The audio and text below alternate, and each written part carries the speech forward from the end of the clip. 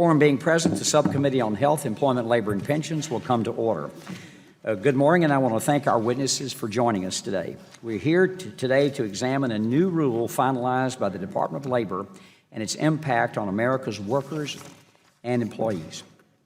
I'd like to start by saying now we're in the 7th year of the economic recovery, the slowest recovery in our nation's history.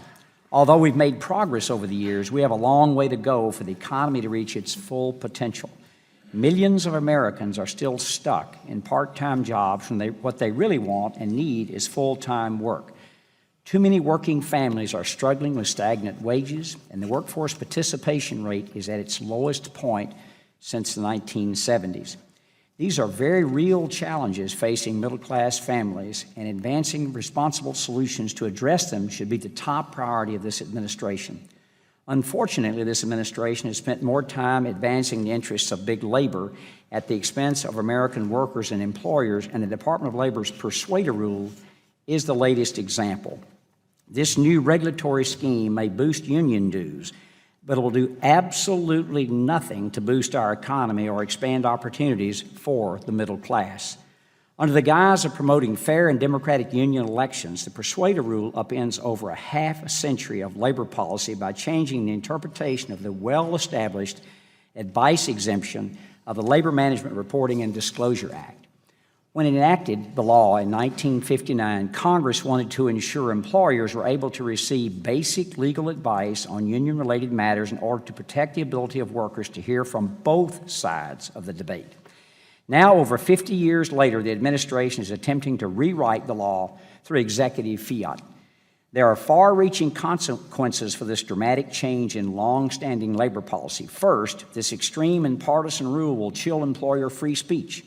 Union elections are complex matters with a host of legal issues to navigate and understand.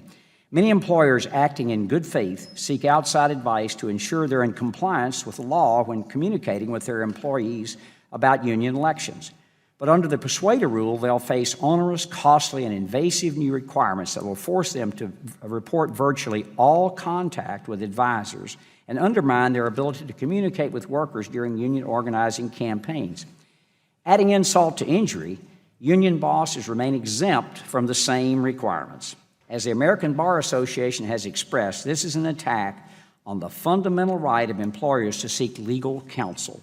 We're fortunate to have Bill Robinson, former president of the American Bar Association, with us today to discuss this concern in more detail. It's a concern shared by the state attorneys generals across the country. As is often the case with this administration's flawed policies, small businesses will bear the brunt of the burden. Large businesses have teams of in-house attorneys to make sense of a confusing and complex set of labor rules, but small businesses don't. With far fewer resources, small businesses will struggle to navigate the maze of federal labor rules and requirements. Some will become tied up in bureaucratic red tape and mistakenly run afoul of the law while trying to do what's best for their employees. But let me be clear. America's workers will be hurt the most. Union elections aren't just complex legal matters, they're personal matters. The decision to join or not join a union is an important one that has a direct impact on the livelihood of millions of American families, their paychecks, their benefits, and their work schedules. It's critical that workers are able to hear from both sides and receive all the information they need to make a fully informed decision. They have that right. But this rule will stifle debate and restrict worker free choice with the sole purpose of stacking the deck in favor of organized labor. As I alluded to earlier, the real shame in all of this is the administration's priorities are completely out of step with the needs of the American people. It's time for the administration to focus on creating jobs and growing the economy instead of playing politics with policies that shape our nation's workforce. And with that, I recognize the Ranking Member Polis for his opening remarks. Thank you, Mr. Chairman. Unfortunately, instead of holding a hearing today on supporting rules and legislation that lift up workers, like raising the minimum wage or giving workers the overtime pay that they've deserved, unfortunately, we're spending time attacking a very important disclosure rule, namely the Persuader rule, that helps level the playing field between union organizing campaigns and companies with regard to disclosure requirements.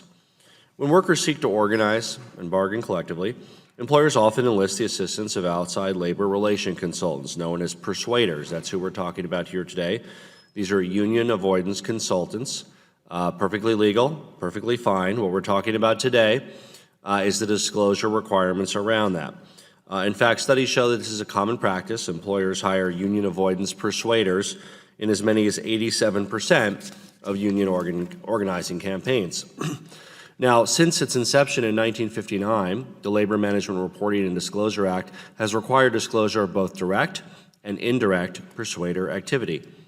But starting in 1962, there was a loophole that was carved in the DOL's interpretation of the law, resulting in employers and their hired consultants only reporting direct persuader activity, like when a persuader communicates directly with employees, not the more common behind-the-scenes effort, which include things like scripting the employer's talking points, preparing videos, and organizing anti-union campaign plans, which the lion's share, the largest bulk of indirect persuader activity, has essentially gone unreported.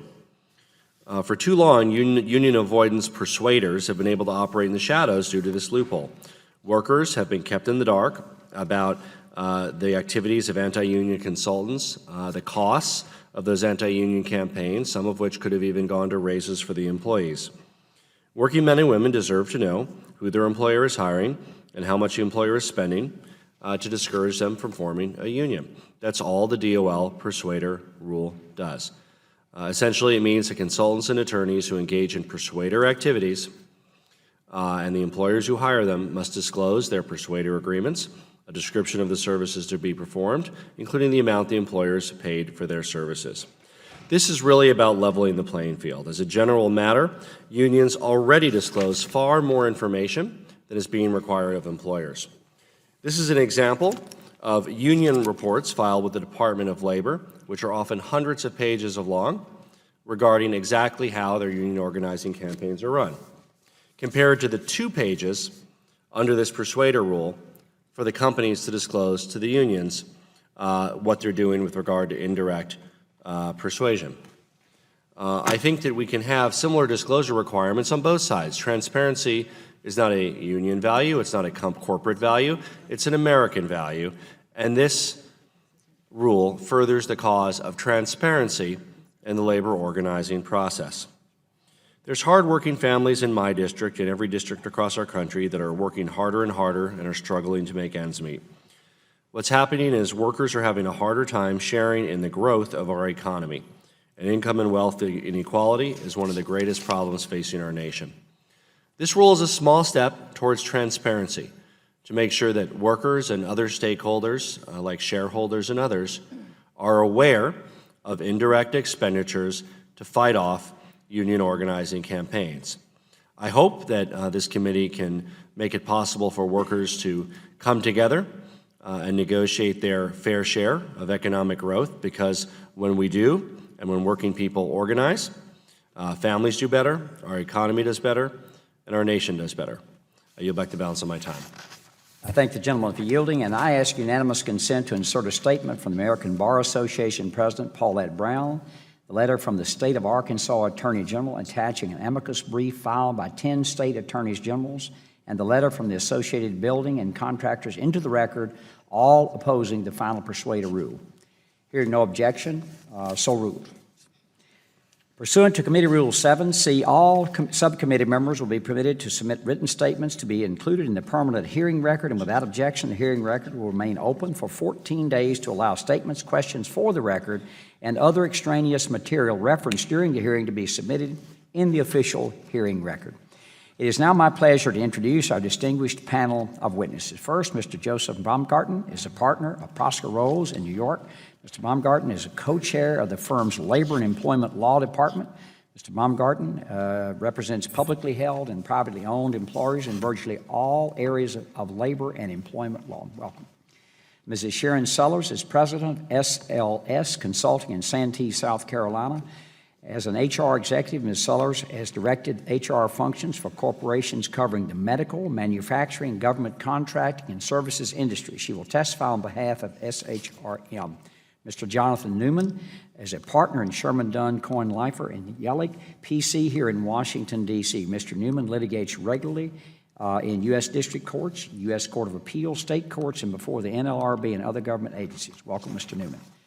Mr. William Bill Robinson III is a member of Frost Brown Todd in Florence, Kentucky. Mr. Robinson is a former president of the American Bar Association, and he signed the 2011 ABA letter objecting to the then proposed Persuader rule due to its threat to the attorney-client confidentiality.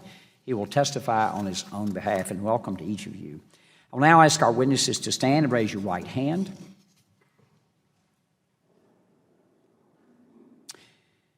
Do you solemnly swear or affirm that the testimony you're about to give will be the truth, the whole truth, and nothing but the truth?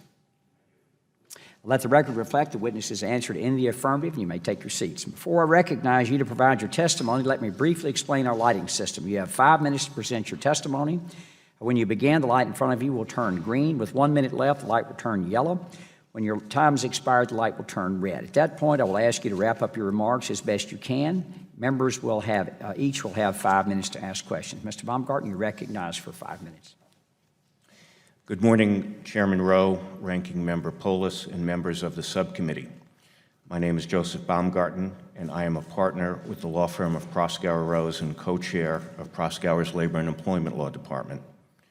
My firm has been practicing labor and employment law for more than 75 years, representing hundreds of employers in collective bargaining, unionization, and other matters.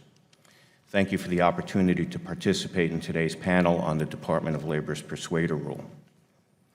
For more than 50 years, labor relations practitioners functioned under clearly defined rules that were consistent with the statutory mandate of the Landrum-Griffin Act and were in fact upheld by the courts. Advice to employer clients was not reportable. Direct communications with a client's employees were reportable. This long-standing approach harmonized the various provisions in sections 203 and 204 of the statute. It permitted employers to obtain expert labor relations advice. It preserved the attorney-client privilege, allowed attorneys to satisfy their ethical obligations. The department's new rule represents a dramatic and radical change.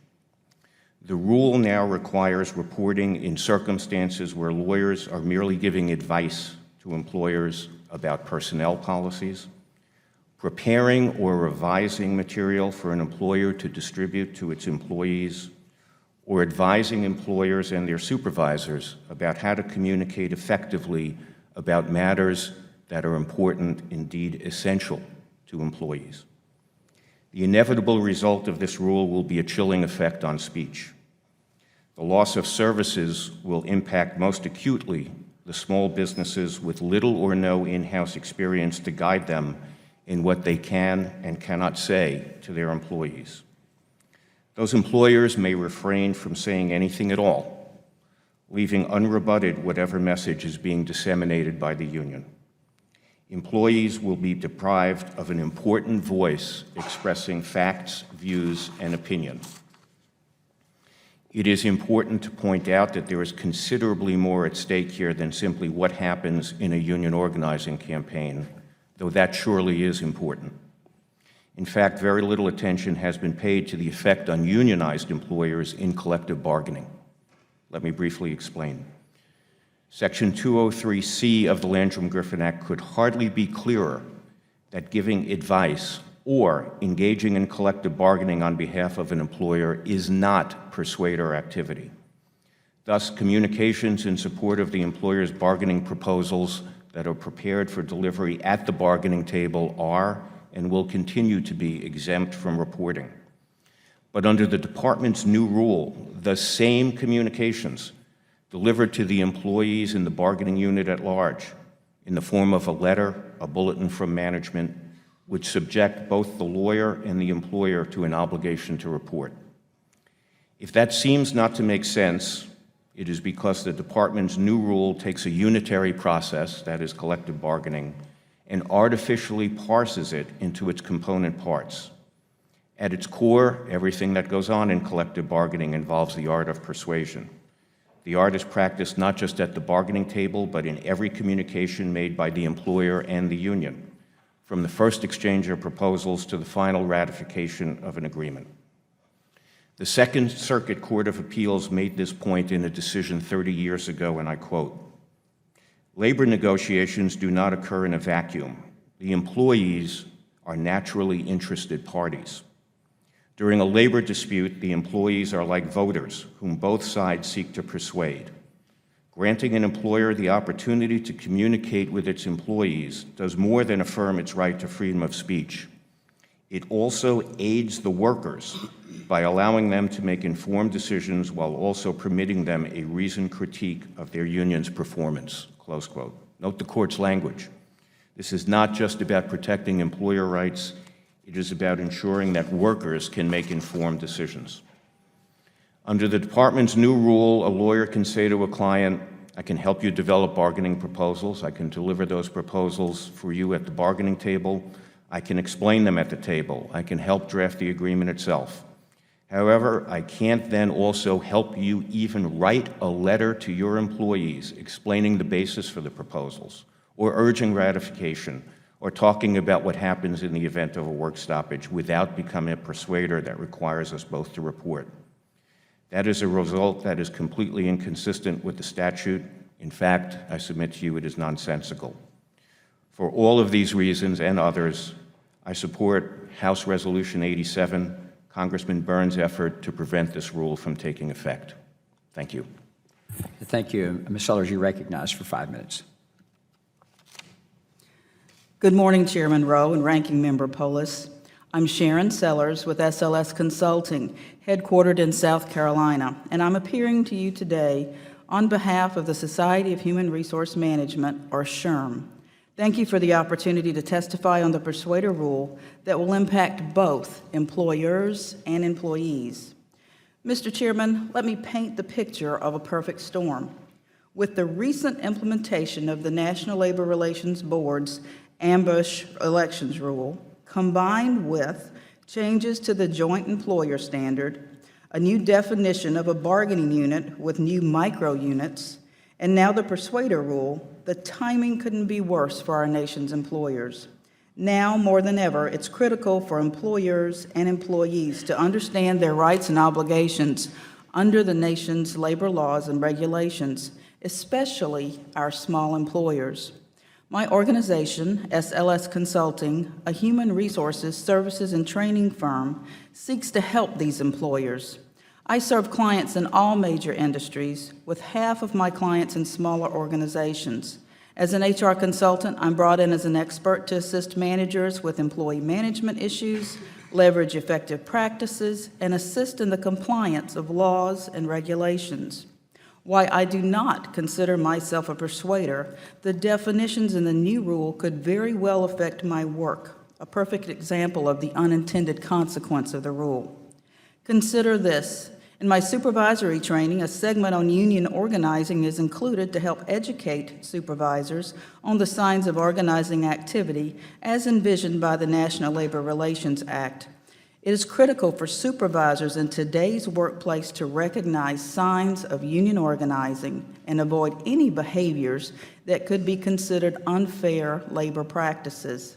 For example, during supervisor training, employers are called what I call tips, which define what supervisors can and cannot communicate to their employees under the NLRA. Herein lies the unintended consequence created by this rule, namely that stringent reporting requirements may deter many employers from seeking out labor compliance information training like mine. This is a serious concern for SHRM and its 275,000 members. That is why we support HS Res 87. Some employers will likely object to potentially showing up on a report and refuse to work with a consultant who provides labor consulting services. Consultants will be placed in a challenging position to either abandon all indirect persuasion work for all clients or lose valuable clients. The stakes are high for non-compliance with the Persuader rule, leading to criminal penalties. And it's not just HR consultants who will be impacted. This rule negatively impacts all employers, including small employers and their employees who do not have in-house counsel or an HR department to advise them at a time when unions are increasingly targeting small employers. Mr. Chairman, one must not overlook how this rule will impact employees. SHRM believes that all employees and organizations benefit when supervisors are highly trained. If employers remove labor-related training, it is increasingly likely that more supervisors will be unprepared for the appropriate way to address union organizing activity, resulting in more complaints of unfair labor practices, which is harmful to both employers and employees. In addition, SHRM believes that the DOL has underestimated the cost and time burden placed on employers by this rule. Hundreds of thousands of organizations will be impacted, or at least potentially impacted, because even if an employer doesn't have to report, employers and consultants will still have to determine whether in fact they do need to report. In closing, I remain concerned that the clients I serve may avoid seeking my training if the services are now reportable under the rule. I believe training strong supervisors helps the entire organization succeed. The rule can only lead to further confusion and perhaps even more violations of the law, which not only conflicts with the objectives of the National Labor Relations Act, but also my underlying business and my underlying mission in my business, to train strong supervisors for successful organizations. Thank you, Mr. Chairman. I look forward to your questions. Thank you, Ms. Sellers. Mr. Newman, you're recognized for 5 minutes. Thank you, Chairman Rowe, Ranking Member Polis, members of the subcommittee. My name is John Newman, and I'm a shareholder in the Washington, D.C. law firm of Sherman, Dunn, Cohen, Leifer, and Yelig.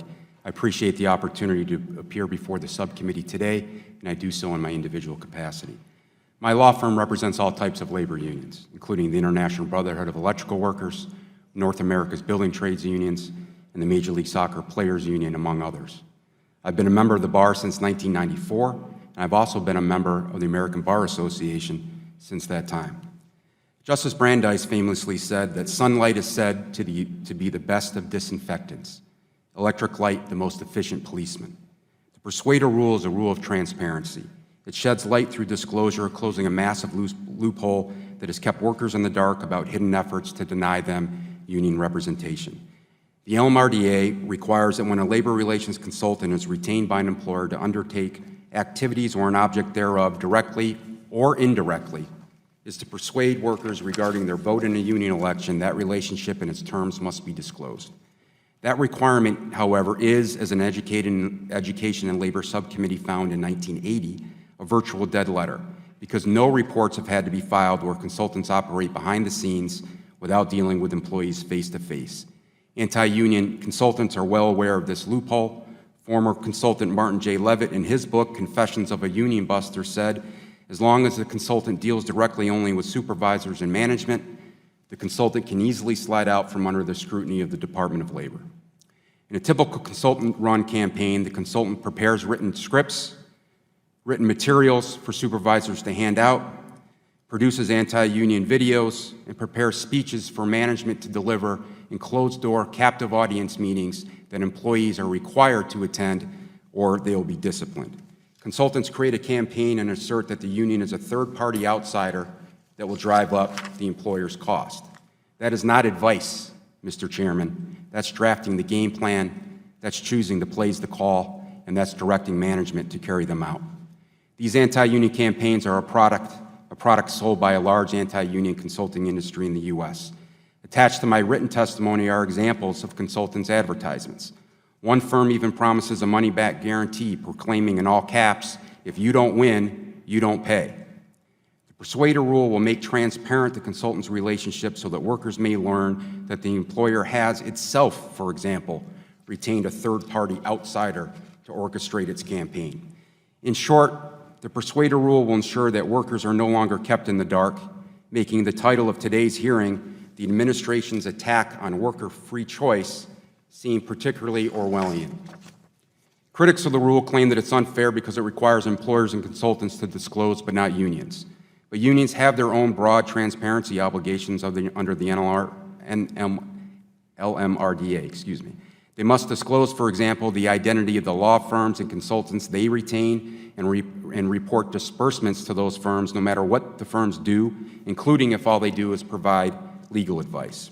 Mr. Chairman, this is the 4-page report that must be filed under the Persuader rule by employers. This is the 2-page report that persuaders would be required to file under the Persuader rule. This is one of our clients, the IBEW's most recent LM2 annual report. It's 150 pages long. This is the AFL-CIO's most recent report required to be filed with the Department of Labor. It's hundreds of pages long. The ABA claims that the Persuader rule interferes with the attorney-client privilege and conflicts with model rules of professional conduct. The ABA made those same arguments in 1959 when Congress enacted the LMRDA. Congress rejected them then, and it should do so now. In addition, numerous courts have held that disclosing the information required by the Persuader rule does not breach the attorney-client privilege. The rule is also consistent with state bar ethics rules. The LMRDA is a federal rule that trumps any conflicting state law governing attorney conduct, and more importantly, ABA's Model Rule 1.6, on which they rely, does not apply to disclosures that are mandated by law. Finally, the Persuader rule does not violate the employer consultant's right of free speech. The rule doesn't restrict or outlaw any speech. In federal election cases, the Supreme Court has rejected First Amendment challenges to disclosure, finding that, quote, transparency enables the electorate to make informed decisions and give proper weight to different speakers and messages. That, by the way, is from the Citizens United case. The Persuader rule enables the electorate, in this case workers, deciding whether to choose union representation, and allows them to make informed decisions and give proper weight to messages from their employer. Thank you, Mr. Chairman. Thank you, Mr. Newman. Mr. Robinson, you're recognized for 5 minutes. Thank you, Mr. Chairman, Ranking Member Polis, and distinguished members of this subcommittee. Thank you for this opportunity to testify before you. I am here to express my intense concerns over the Department of Labor's new so-called Persuader rule. The new rule rejects the protection of confidentiality for attorney-client communications embodied in the advice exemption of the Labor Management Reporting and Disclosure Act, as recognized by President John F. Kennedy's administration in 1962 and consistently followed for more than 50 years until now. When the Department of Labor first proposed this new rule in 2011, I wrote to the department as president of the American Bar Association expressing the ABA's concerns. That letter expresses ABA policy then and now. It is attachment B to my written statement. Today, however, I speak only for myself, and I want to emphasize that. As Chairman Rowe indicated, Paulette Brown, the current distinguished president of the American Bar Association, has submitted to this committee a written statement on behalf of the ABA expressing the ABA's continued concerns about the new administrative rule. The overriding concern here is the best interests of clients, not the best interests of lawyers. In Upjohn Company versus United States, decided in 1981, the Supreme Court taught us that the purpose of attorney-client confidentiality is to encourage full and frank communications between attorneys and their clients, and thereby promote broader public interests in the observance of law and administration of justice. Client confidences are protected by the ethical rules applicable to lawyers. Model Rule 1.6 prohibits lawyers from revealing any information relating to the representation of a client unless the client gives informed consent or certain narrow exceptions exist. For over 50 years, the Department of Labor has consistently followed the Kennedy administration's interpretation of the advice exemption. The Kennedy administration's interpretation excludes from regulation and reporting all advice of attorneys to their employer clients. On the other hand, the Act does not protect and does require reporting when an attorney communicates directly with a third party, namely the client's employees. The new law abandons the Kennedy administration's bright line test. Instead, the new law substitutes a subjective, arbitrary standard. This new standard administratively allows the Department of Labor to investigate any confidential communication to determine if that communication has the object to persuade the employees, even indirectly, to support the client's position. From what my labor partners tell me, few workplace decisions or communications are made in a vacuum without some concern for how employees may respond. For employers without a union, the employer may be pursuing the lawful objective of avoiding a union. For employers with a union, the employer's lawful objective may be to maintain harmony in its relationship with the union and its members. In either case, the interaction between the law and the employer-client's goals are the labor lawyer's responsibility to navigate in order to ensure legal compliance. Especially troubling here is the ethical dilemma created by enforcement of the new rule. How can labor lawyers defend against accusations that they have violated the new rule? There really is only one answer. Disclosure will be required as to the purpose and content of the otherwise confidential communications. The new administrative rule must not be allowed to, in effect, wipe out the statutory advice exemption that Congress expressly, purposefully, and explicitly included in Section 203 of the Act. The rule of law in America has been built on the cornerstone of a client-attorney confidentiality. Unless defeated, the new administrative rule will undermine, in the context of labor relations, the confidentiality so essential to effective attorney-client communications. Your support and vote for Congressman Burns' Joint Resolution 87 and for all other legislative efforts to defeat this rule are respectfully requested. Your leadership is needed. The rule of law in labor law matters hangs in the balance. Thank you again for this special opportunity to address this subcommittee. Thank you, Mr. Robinson. Thank all the witnesses. I will now yield myself 5 minutes. Mr. Robinson, I want to start with you. In your long career as an attorney and certainly as president of the American Bar Association, have you ever had to disclose publicly information about your clients as will be required by this new rule? Mr. Chairman, attorney-client confidentiality is the cornerstone of the rule of law. It has been so for 50 years in labor relations matters and beyond. The rule of law goes back to the 16th century. The rule of law is the key to assuring good client advice so the client is enabled to comply with the law. That requires closed-door, confidential, trustworthy advice to consider what is and what is not lawful. That is compromised and jeopardized with any rule that requires disclosure of this information. Lawyers are bound by these ethical rules. They go back, as I say, centuries. They're a cornerstone of the rule of law in this country. And they've been upheld by the courts. Over and over again, as recently as a case in California, which has looked at this issue and has recognized how sacrosanct this attorney-client confidentiality really is in implementing and assuring the rule of law. My concern is not not labor law. My concern is the law in general. If we start down this slippery slope, where are we going to end if we dissolve attorney-client privilege? If you're my attorney, I feel like I can bare my soul with you in a closed door, and I can get good information back from you about what are in the best interests of my business and myself and my employees, both, so that I don't do something wrong. Am I right about that or wrong about that?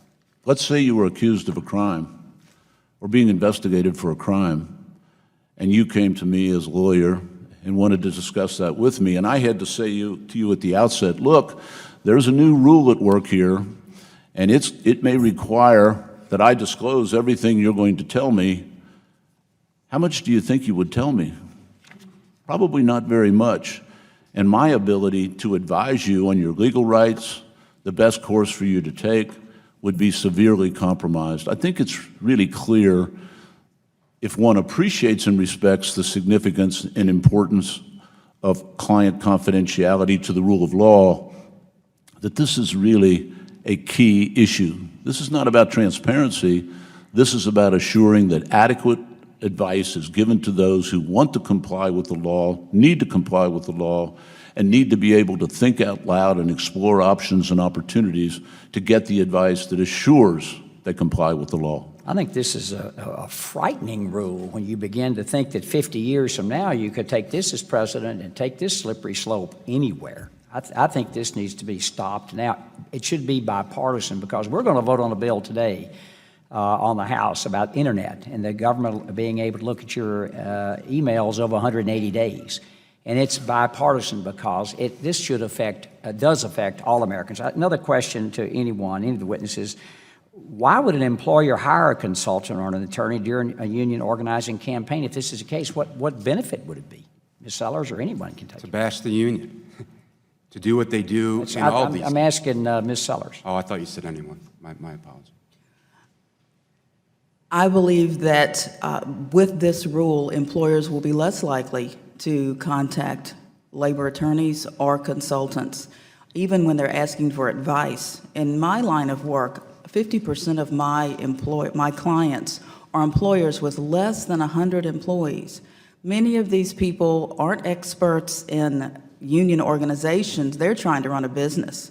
They're many times wearing various hats. They don't know this information, but still, they certainly don't want to turn out on a form and get on the radar. They would be worried about having their name made public anytime they ask someone any questions. So I think they would refrain from asking the questions, which would really put them at a disadvantage, not only in the union organization for themselves, but for the whole process, because they won't have the information. There could be inadvertent unfair labor practices, which could jeopardize the whole election process. Mr. Baumgarten, you said very briefly, I have very little time left, in the 203C, that expanding this rule would have a chilling effect on free speech. That's right, Mr. Chairman. It would have a chilling effect. And let me say that in any policy situation where we're evaluating an agency rule, we must start with the language of the statute, and 203C is a broad exemption for advice, any kind of advice that is given. The reality of this situation is that the LM10 and the LM20 obligations can't be thought about without thinking about the LM21 as well, which is the roll-up report. And in the Department of Labor's view, that report requires disclosure of receipts received from any client who received labor relations advice or services of any kind, even if not Persuader advice. No client will want to be on that list, and no consultant or law firm will want to have that disclosure. Our time has expired. I'm going to have to yield to Mr. Polis. Thank you, Mr. Chair. Mr. Newman, are you an attorney and a member of the bar? Sure am. And as such, do you have any concerns at all with regards to any conflict this rule has with the long and important tradition of attorney-client confidentiality? I do not. What the rule requires is the identification of a client, fee arrangement with the client, the nature and scope of that client representation. That's been held by the Fourth Circuit Court of Appeals, the Fifth Circuit Court of Appeals, certainly no bastion of pro-union sentiment on that court, as well as the Sixth Circuit Court of Appeals is not violating the attorney-client privilege. Well, it seems to me another precedent outside of the direct organizing realm is the additional disclosure requirements that attorneys who function as lobbyists have to fill as well with regard to how much they're paid and for whom they lobby. Do you see that as an analogous requirement that also is no threat to attorney-client confidentiality, but is consistent with the goals of public policy, just as this is? I do, and I also cited another statute in my written testimony that applies where an attorney is paid in cash. They have to disclose their client and the amount, et cetera. So, as was briefly mentioned, the Labor Management Reporting Disclosure Act does mandate a reporting obligation for labor consultants and employers, including those who work indirectly to persuade workers. And the Labor Department says there's 0 reports from union avoidance consultants who indirectly persuade people not to organize. It's been alluded to that there is a loophole. And Mr. Newman, I wanted to ask you, what exactly is this loophole that has allowed this to go on, contrary to legislative intent, contrary to the words of the legislation and the law for the past 54 years? And how is the Department of Labor's new rule more consistent with the actual law than the previous policy? Sure. The statute applies to persuasion that's not only direct, but is indirect. The advice exemption has been interpreted from 1962 until 2000, and I'll get to that, as saying, so long as the union buster, the persuader, is behind the scenes and doesn't show his face and speak directly to employees, he doesn't have to report. So in other words, he only has to report if he engages in direct persuader activity, reading the word indirect out of the statute. In 2000, the Department of Labor took a different interpretation, similar to what they're taking now in the persuader rule. There was an election, obviously, in 2000. The new Department of Labor overturned that interpretation and went back to that which existed from 1962. So It's before this rule, essentially, the previous secretaries of labor and departments of labor have chosen to ignore a word that is in the statute, that is indirect consultants. Is that your opinion? Yes, they've ignored the statutory language and they've ignored the legislative history. Now, let's get to the topic of why this can be important. Your testimony included an advertisement from a union avoidance firm where they actually talked about a money-back guarantee if they don't successfully defeat the organizing effort. Why are some reasons that it might be important for workers to know about that kind of persuader arrangement or other kinds of examples of ways consultants try to dissuade employees from joining unions? In my experience, one thing that a consultant always does is script messages where the employer says to its employees, we're one big happy family. The union is a third-party outsider that has no business coming into this workplace. They will also proclaim that this outsider union is going to drive up the employer's costs and impede their ability to compete. When you've got a money-back guarantee, the consultant's got skin in the game. So it seems to me perfectly reasonable for the voters, the employees, to know, number one, that their employer has hired a third-party outsider to script their messages. Number two, what they're paying that consultant in what they're saying at the same time that they can't afford a union. And number three, that the words from the supervisors aren't the supervisor's words, they're the words of a consultant that's got skin in the game, that's guaranteed to the employer, we will bust your union, we will defeat the union. And if, in fact, the fee was entirely contingent on success, which I understand is the case some of the time in these agreements, and let's say, arbitrarily, let's say it's $500,000, would the employees also know that were their effort to succeed and the company not to pay that $500,000, there would therefore be an additional $500,000 available on an operating basis that the employees might be able to share in the form of raises and promotions? Yes, they would. A very tangible identification if a company is otherwise saying that there are no resources available. It's clear that they, in that case, would have saved X dollars by losing the campaign. A great way for companies to save money by losing organizing campaigns. And I yield back the balance of my time. Thank you, gentlemen, for yielding. Dr. Fox, you're recognized. Thank you, Mr. Chairman, and I thank our witnesses for being here today. Mr. Baumgarten, with the new NLRB rules that shorten the time between union petitions and elections, do you feel that employers are likely to require even more assistance in legally and effectively communicating with employees about both sides of the decision to unionize?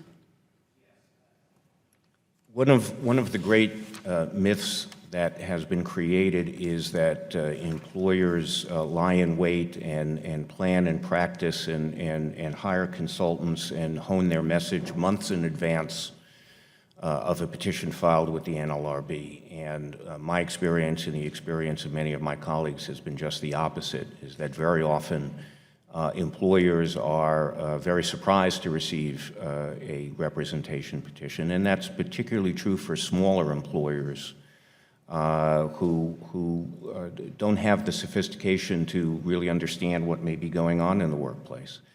We now have a regime where, as has already been alluded to, the NLRB has created an environment that makes it more and more difficult to effectively respond to a representation petition by virtue of the rules that preclude pre-election hearings, by virtue of the micro-unit rules, and by virtue of the ambush election rules. An election can be held now in as little as 11 days from filing of the petition to the election. In general, I think the latest statistics show that it takes about 20 days or so, down from 38 days prior to the ambush election rules last year. So employers are already behind the 8 ball, so to speak, in respect of their ability to understand what's going on, to develop a message, to understand what's legal, to understand what's going to be effective, to understand what should be communicated, what is the message that employees want to hear. And, you know, there's, I think, a fundamental misunderstanding of what this rule will provide. When a company that doesn't have in-house experience and doesn't have prior experience with a representation campaign receives a petition, what do? They call their lawyer and they say, "What is this?" And they find out what it is. And the very first question, if not the first question, then the second question is, what should I say to the employees? What should I say? The answer to that under this rule will be, I can't tell you, because if I tell you, we will both become persuaders, and pending resolution of what goes on with the LM-21, which the department has played hide and seek with, I, as a lawyer, may then have to disclose information, privileged information, about the identity of all of my other labor relations clients. That is an unworkable system. Thank you very much, Ms. Sellers. I'd like to go a little farther on the comments Mr. Baumgarten talked about. Let's talk a little bit about the impact on employees. Tell us about how an employer being better prepared and informed about labor issues benefits the employees. What are some of the unintended consequences of the new rule for employees? Thank you for the question. It's a very good question because my heart is in education of supervisors, and I know you have a wonderful background also in employee education. Supervisors that I normally deal with my small employers, are not people that came from colleges with MBA degrees. As a matter of fact, most small employers can't afford to hire the best and brightest with the biggest degrees. A lot of them grow their own, and they have to hire them from within. In many cases, they want to hire them from within. They have good people who are technical people, and now they've placed them in a supervisory role. They have no other knowledge. So with my training, I work very hard to give them basic information, including the labor information, such as making sure they don't say the wrong thing that could eventually result in an unfair labor practice. Proper education of supervisors will result in an engaged workplace where you will really have, it sounds like very naive, but the truth is you will have much happier employees if you have well-trained supervisors, and as a result, you'll have more successful organizations that will then create more jobs. Thank you, Mr. Chairman. I yield back. The gentlelady's time has expired. Mr. Pocan, you recognized for 5 minutes. Sure. Thank you, Mr. Chairman, and thank you to the witnesses. So I guess I come from this from a little bit of an interesting perspective because I have a small union printing business, and about weekly I get one of these mailers, and I'll be honest, I haven't looked at them all that close on the way to the recycling bin as I've got them, but clearly there is a very big business in union busting. And I think maybe my perspective is slightly different in that while you're talking about these rules that are going to be so terrible for employers versus workers, you know, I come from Wisconsin where, you know, recently we passed a law that made it harder for people to collectively bargain. We just passed a right to work law. I would say actually quite the opposite. This has been much more onerous on workers than it has been on employers. But I guess I don't quite understand, you know, the concern at some level when it gets to the persuading level versus just the regular legal information level. I know you're all familiar with Confessions of a Union Buster. I'm sure you all have a copy. But there's the first line of the prologue. Union busting is a field populated by bullies and built on deceit. Now, there is a big difference from just providing simple advice, and then when you get to the steps of, are you all familiar just with a nod of your head, Cruz and Associates? I'm sure it's one of your firms that are out there. This is just one firm that does this sort of work, does it with some of the big hotels. And you look at the things that's happened in some of these campaigns, whether it be the firing and intimidation of employees, whether it be a cartoon. Here's a cartoon management put out at the Miramar Sheraton, and it shows a cartoon of Hitler with an armband showing 814, which is the number of the local.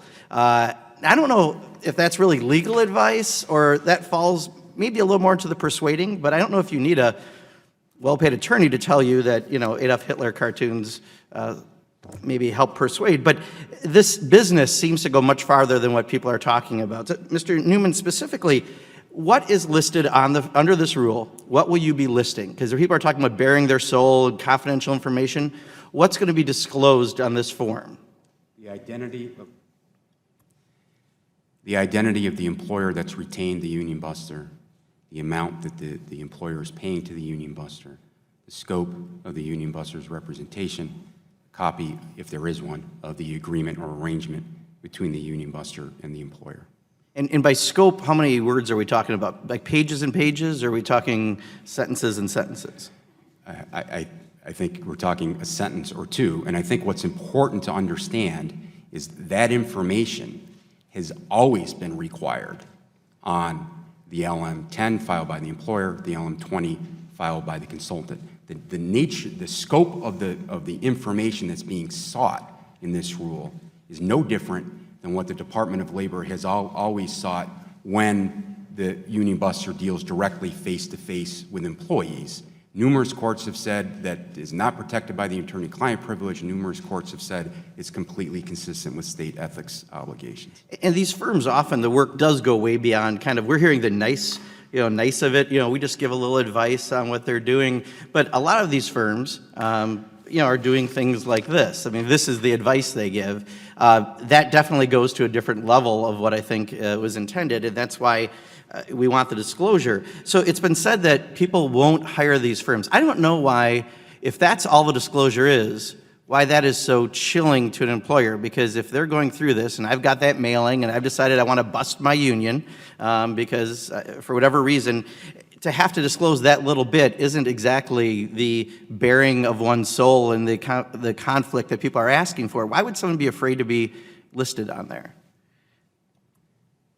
Because they like to have these consultants operate in the shadows. And consultants in the book that you referenced, Mr. Levitt's book, not only does that allow the consultant not to report, but I think the industry has found that they're more persuasive when they operate in the shadows, because employees don't know that. And so when the employer comes out and says, hey, we're one big happy family, don't listen to this third-party outsider, I always have an open-door policy, and by the way, here's your paycheck, I mean, that's going to resonate with employees. And at the same time, they don't know that the message is being delivered by someone like Cruz and Associates and others who are not providing legal advice. Legal advice is not reportable under the rule. Period. Done. What they're doing is drafting the game plan, running the plays, directing supervisors how to do it. Persuading. Persuading, absolutely. Thank you. I yield back. Thank you, gentlemen, for yielding. Mr. Wahlberg, you're recognized for 5 minutes. Thank you, Mr. Chairman. I'm just sitting here thinking, listening to all of this, what it would be like to have this same persuader rule for political campaigns. All of ours at the dais here. What impact it would have. Boy, it certainly would have changed the presidential campaign going on right now, wouldn't it? Well, that's another issue. Mr. Robinson, what other areas of law could the reporting requirements like those in the new rule be applied to if this president is allowed to stand?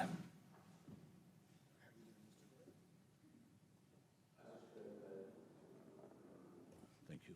I suspect that various federal agencies, whether involved in consumer matters, of all kinds, if everything should be transparent, if everything should be outside the protection of attorney-client privilege, if clients are not to be able to turn to lawyers without cautioning them that whatever they're discussing may have a persuader impact on the employees, and therefore not be confidential.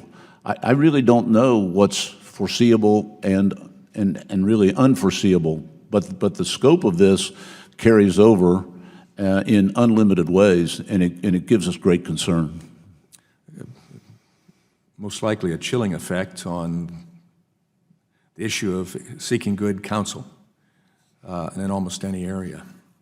Well, what was mentioned about the LM20 form being so harmless and really not being of any consequence, let me say that under the new rule, the rule going into effect, otherwise legal advice in compliance, and I say this in my written statement, under the new rule, otherwise legal advice in compliance with the statute itself will now actually trigger administrative disclosure under the MLRDA.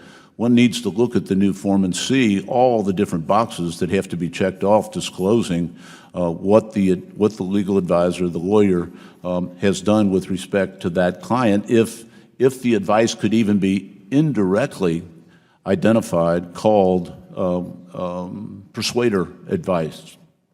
Even though that advice is offered only to the client's attorney, in all instances where the advice of the lawyer furthers the employer's client's object explicitly or implicitly, and I'm quoting now from the instructions to the form LM20 that was referred to, explicitly or implicitly, directly or indirectly, the object to affect an employee's decisions concerning his or her representation or collective bargaining rights.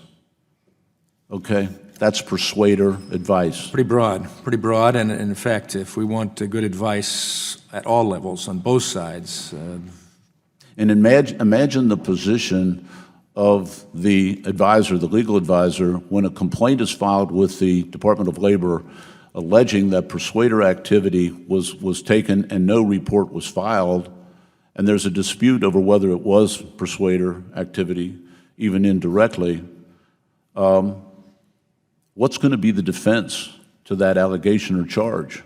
At that point, the defense is going to require that counsel and the client do what?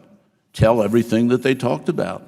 Explain that it wasn't persuader activity, but they've got to disclose the confidential conversation, the advice, the various considerations that went into that conference that was otherwise confidential.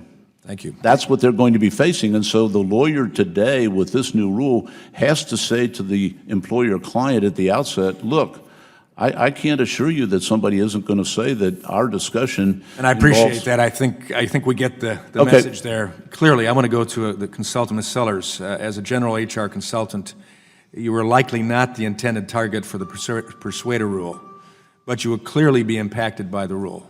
Very Correct. clearly, that's why you're here. How will SLS Consulting respond to the persuader rule, and what consequences does it create for your clients, in particular small businesses? I'm very concerned about the rule, obviously, and I'm still trying to determine what I'm going to do. I have basically two choices. I can continue as I am doing and risk or jeopardize the fact that I may trigger filing that form. I know a lot of my employer clients will not want me to be on that form, and they will not want their names on the form. So the other opportunity would be for me to basically stop doing any discussion when I train employers and train supervisors regarding the union organization or what people should and should not say. In that case, I feel like I'm doing a disservice to those employers and those supervisors by withholding information. Mr. Chairman, I think it's clear that employees and employers could be hurt by taking away this type of Gentleman's counsel. time has expired. Thank you. Now yield 5 minutes to the full committee ranking member, Mr. Scott. Thank you. Mr. Newman, can you tell me how this rule differs or conforms with the actual statute? Yes, Representative Scott. The rule, unlike previous interpretations, conforms with the language of the statute because it will require persuaders to report not only their direct persuader activities, but also their indirect persuader activities.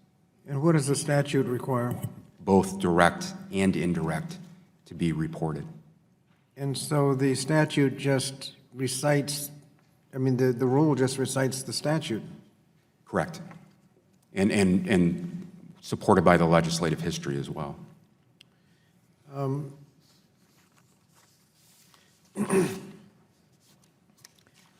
like to ask the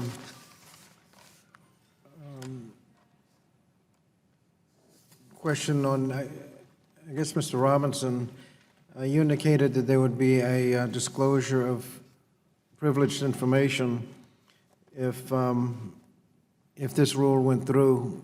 This rule, you'd have the same problem you articulated under the present rule, is that right? No, we would not, because there is specifically in the statute an advice exemption, which by the Department of Labor for 50 years, over 50 years, has been interpreted as not applying to a lawyer's advice to an employer-client as long as the employer does not communicate directly with the employees. The client-lawyer relationship suggesting under Rule 1.6 of the ABA rule, you're former president of the ABA, is that right? Yes, sir. The Rule 1.6, confidentiality of information, says the lawyer may reveal information relating to the representation of a client to the extent that the lawyer reasonably believes it's necessary. And subsection 6 is to comply with other law. The law requires the disclosure. Where's the problem with the fact of representation? Sir, the new rule is not a law. It is an administrative regulation, which we are arguing and pointing out is in direct conflict with the Department of Labor's interpretation of the advice exemption in the statute, which is the law, and therefore, Well, therefore, how do you interpret the statute? How do you read the statute? Doesn't it say direct or indirect? I'm sorry? Doesn't the statute say direct or indirect? I'm not addressing the point, I'm sorry, of whether it's direct or indirect. I'm directing the fact that either way, it's an administrative regulation cannot overrule 1.6 as adopted by the various states around this country because it's not the law, it's an administrative regulation. The statute itself says that there is an advice exemption, and that advice exemption, as it has been implemented for over 50 years, beginning with the administration of President Kennedy, has protected confidential attorney-client communications. And it would protect it under the indirect also, since... Indirect and direct, yes. Right. So that we wouldn't expect to have a problem with forced revelation of privileged information. You were suggesting that the rule would require the revelation of privileged information, the actual communication, when in fact all that is revealed is the fact of representation. It would have to, it would be revealed in the face of investigation by DOL and accusations and challenges as to whether or not the advice was persuader advice. The only way to defend against that would be to say what the advice was, to disclose the advice, to lay it all on the table, which effectively would erase the client confidentiality of the conversation. And a lawyer... How is that different from Excuse me. How is that different from present law? I'm sorry, I couldn't hear that. How is that different from present law? Why don't you have that same problem now? Present law, it's not to be disclosed as long as the lawyer advisor of the employer client does not communicate directly with the employer client's employees. And you have the, well, they don't, right now, they don't ask for that information. If there is a question, they use what is objective evidence. They don't ask for the privileged conversations. Is that right? Well, they could ask, but it wouldn't They can ask now. It wouldn't be required to be disclosed. They can ask now, and they don't.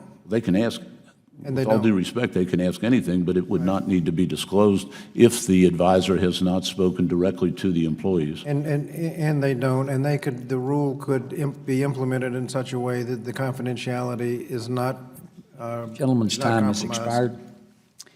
Mr. Guthrie, recognized for 5 minutes.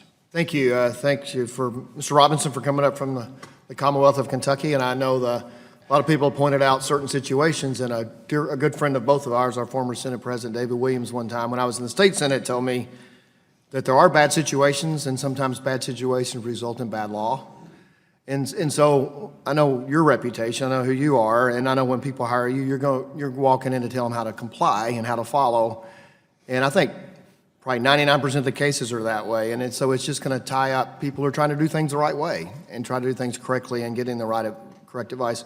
My understanding where you're going with the last point is once you speak to the employees, then it triggers a persuader. So there's no need to know what you told the employees. All they have to do is know that you spoke to an employee. But if they're going to trigger it when you speak to the employer, then they have to figure out what you said to say whether or not it triggered the advice. And so that was where you were going, right, with that last? Did that make clear, Mr. Robinson? So the current persuader rule, they don't really need to know the content if it's the way it's previously applied. They don't need to know the content of the conversation. They just need to know that you talked to the employees. Correct. It's a bright line. Right. It's clearly enforceable. A lawyer, on behalf of an employer client who talks directly to the employees, knows that the lawyer is engaged in persuader activities and discloses that, files the appropriate forms and so on, and the client knows that. But now, the advice given in private could be subject to investigation if the inference or accusation is made, the allegation is made, that had the object of persuading the employees indirectly, implicitly. That accusation's made. I don't want to be redundant, but, Yeah, but then we're back to disclosing what should have been confidential. So I had some questions. Some other people have kind of talked similarly, but I'll ask them again so you can elaborate again as well, Mr. Robinson. Is the change that the Department of Labor is moving towards or putting in place, do you think that's authorized by the statute? It's a dramatic change. It's erasing or attempting to erase over 50 years of respect and recognition that attorney-client privilege is an essential component of the rule of law. And that's why I'm here today as an individual to make that point so that it's understood how catastrophic this will be for the rule of law if it's allowed to go forward. What are your biggest concerns in the way the department would enforce this rule? Well, I guess you've can't- sort of said getting into the content of your conversation to be able to enforce the rule. I guess in that regard, I would defer to Mr. Baumgartner. He practices this law every day. I don't. It's not my area. I've expressed my thoughts and concerns. I'll defer to him if I may. Yeah, absolutely. Let me address a couple of things that are embedded in the last few questions. First, the suggestion has been made that the change of the rule is necessary in order to give effect to the statutory mandate that reporting is required if somebody indirectly persuades. And I would submit to you that the department has misconstrued what the word indirect was intended to capture. The abuses detailed in the McClellan hearings focused on so-called middlemen, and their identity was shrouded in mystery. Sometimes they themselves engaged employees directly, and sometimes they engaged others to engage employees directly, and there was a lot of testimony about these so-called middlemen who formed vote no committees of employees, and they engaged in bribery and coercion and the like. The word indirectly was inserted into the statute so that if those middlemen did not themselves persuade, but engaged others to persuade, they would be captured if they spoke or acted through others to speak directly to the employees. Now the department has twisted that to say, if you, as the labor relations consultant, advise your own client on communications with employees, you are indirectly persuading within the meaning of the statute, and that's simply not the case. That takes us back to the advice exemption. As to the point about, the worst case scenarios, as you point out, the most irresponsible activities and frankly, the most ineffective ways to communicate with employees, This was really addressed in the original solicitor's memo that gave rise to the rule that we've lived with for more than 50 years. And it was Solicitor of Labor Donahue who addressed this, and he addressed it in a very simple and straightforward fashion. And he said, and I'll quote, "Even where the advice is embedded in a speech or a statement prepared by the advisor to persuade, it is nevertheless advice and must be fairly treated as advice. The employer and not the advisor is the persuader." So in any situation in which an outside consultant, myself, Ms. Sellers, anybody is giving advice to a client, it is up to the client to accept or reject that advice, and if the client does, whatever the client communicates is the employer's advice. As to the question... Baumgarten, I ask you to wrap up just Mr. Guthrie's time. I have to go cast a vote, too, so I appreciate it. Thank you very much. Mr. Jeffers, you're recognized. Thank you, Mr. Chair. Ms. Sellers, do you think that there is a public interest in making sure that unionization elections are conducted in a fair and equitable fashion? I believe that they should be fair and to the point where we should make sure that all those involved understand the rules and regulations and the do's and don'ts. And my big concern is that our small employers especially are not going to get that information with these rules. And you have that concern because you believe that your clients would ultimately not want to reveal the fact that they have entered into a consulting relationship. Is that right? Well, I think a large part, especially on my behalf, probably the biggest irony is that I'm in this committee meeting because not only do I not deal with employers when they are being under the threat of maybe union organization, I refer them to others. That is not my area of expertise. So the reason for me being here is because in the definition I'm being scooped up and being part of this where I may actually have to do some of this filing because quite frankly I don't look good in handcuffs. So I'm extremely worried. This could be criminal charges and things that I do today with my employers.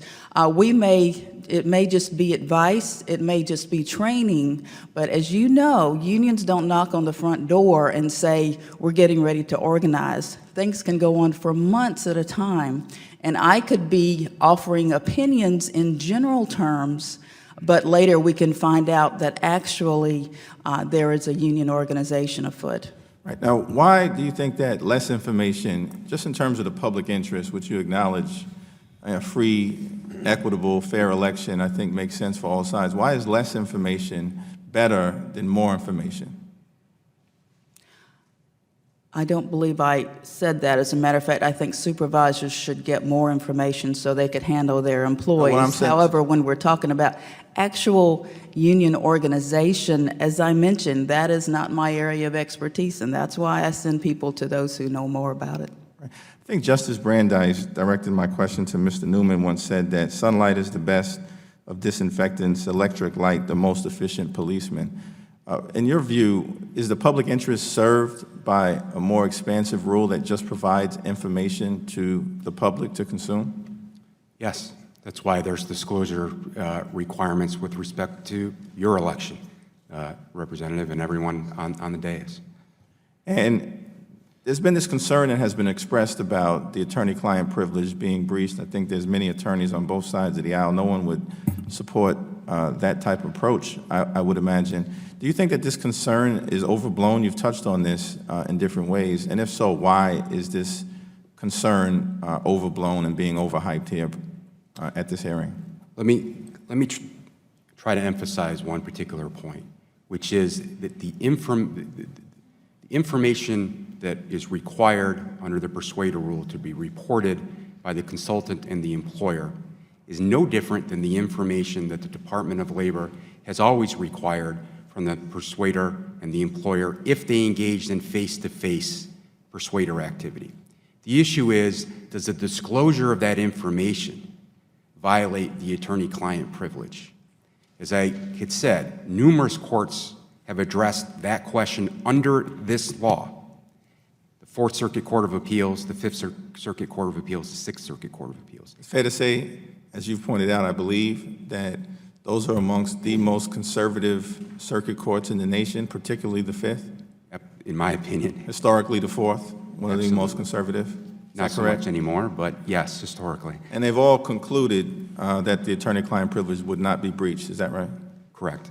Under this particular statute, is that right?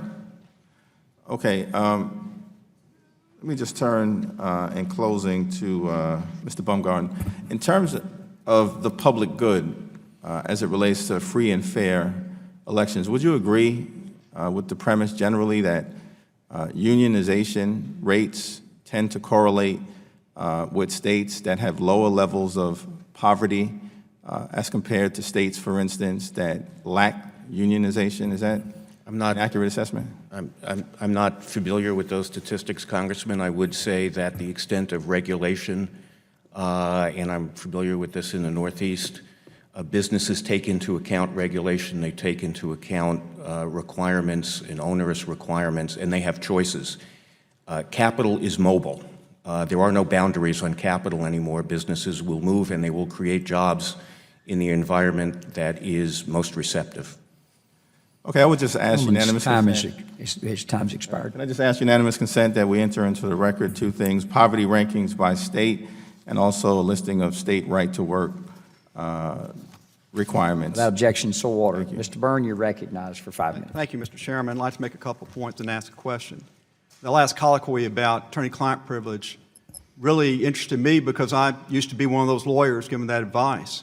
No court has ruled on this because this hasn't been out there long enough for a court to rule on. To say that any existing Circuit Court of Appeals opinion is applicable to this new interpretation is just flat wrong. That's erroneous. So let me say, as somebody that had to comply with it, this would invade my client's attorney-client privilege. Let's remember, it's not the attorney's privilege, it's the client's privilege. And we are, in fact, invading that privilege with this rule. Let's make that point. Second point, let's get down to what's really going on here. Unions don't want employers talking to their employees about this. And who loses in that environment? Employees.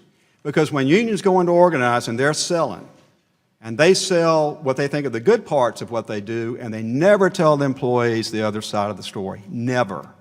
They never tell the employees that they can take them out on strike without the employees having any right to have anything to say about that. They never tell them that their dues can be increased without the employees having a vote or anything to say about that. They never tell them that there's been a history of violence or criminal activity inside the union. Obviously, they don't do that. Who's going to say that?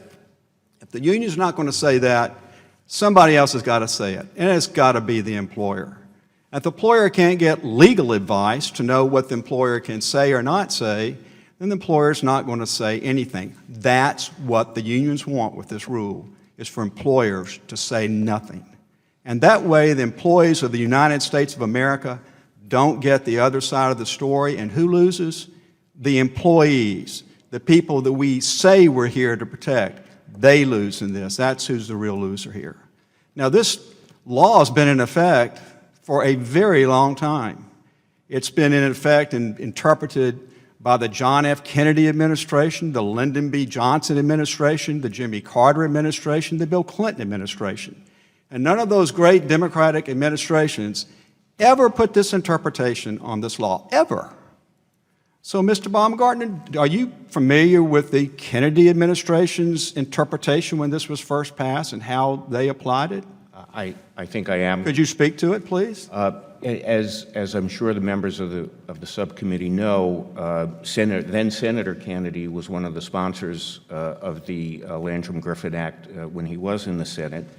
And the interpretation of the rule that has been in existence up until just a couple of days ago for more than 50 years was, as you point out, the interpretation that was given to the rule in 1962 as a result of a memorandum prepared by the Solicitor of Labor, Mr. Donahue.